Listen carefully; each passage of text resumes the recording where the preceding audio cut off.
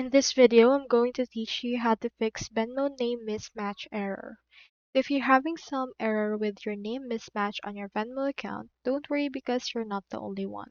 This person also have this particular problem and you need to actually match it on their debit or bank account to get the money. So to actually fix this, what you can do is you just need to head over and reach out to a support from Venmo, and they should be able to help you with this.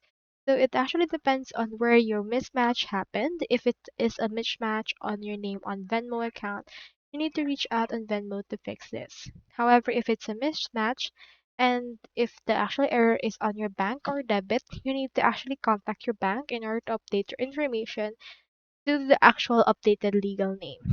So it may be because you have recently changed your name as well as your marital status, so you can head over and update it on either bank's end.